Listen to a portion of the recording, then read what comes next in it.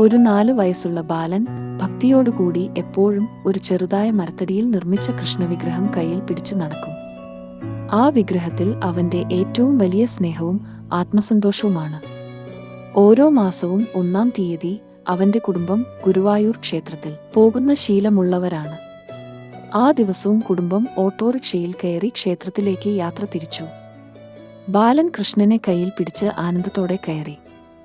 ഗുരുവായൂരിൽ എത്തി ദൈർഘ്യമേറിയ ക്യൂ കഴിഞ്ഞ് അകത്ത് കയറുമ്പോഴാണ് കുട്ടി പെട്ടെന്ന് കരയാൻ തുടങ്ങുന്നത്. എന്താണെന്ന് നോക്കിയപ്പോഴാണ് കൃഷ്ണ വിഗ്രഹം കാണാനില്ലെന്ന് കണ്ടെത്തിയത്. എല്ലാവരും ആശ്വസിപ്പിക്കാൻ ശ്രമിച്ചെങ്കിലും കുട്ടിക്ക് ഒരു പുതിയ വിഗ്രഹം മതിയാകില്ല. അപ്പോൾ തന്നെ എല്ലാവരും തിരിച്ചു പുറത്തു പോയി എല്ലാ വഴികളും തിരഞ്ഞു ഒടുവിൽ കാണുന്നത് അവർ കയറിയ ഓട്ടോറിക്ഷ സ്ഥിതി ചെയ്യുന്നതും ഡ്രൈവർ വണ്ടി സ്റ്റാർട്ട് ചെയ്യാനാകാതെ കാത്തിരിക്കുകയാണെന്നും അവിടെ വെച്ച് സീറ്റിന് ഒരു മൂലയിൽ കൃഷ്ണ വിഗ്രഹം കിടക്കുന്നത് കാണുന്നത്. കുഞ്ഞ് വിഗ്രഹം കയ്യിൽ എടുത്ത് കണ്ണീരോടെ ചുംബിച്ചപ്പോൾ അതൊരു കളിപ്പാട്ടമല്ല, അവന്റെ സ്വന്തം കൃഷ്ണനാണെന്ന് എല്ലാവർക്കും മനസ്സിലായി. ആ നിമിഷം അവന്റെ സ്നേഹവും ഭക്തിയും അതിന്റെ സത്യസന്ധതയും മുഴുവൻ ലോകം മുന്നിൽ തെളിഞ്ഞു. അതായിരുന്നു ബാലന്റെ കൃഷ്ണൻ.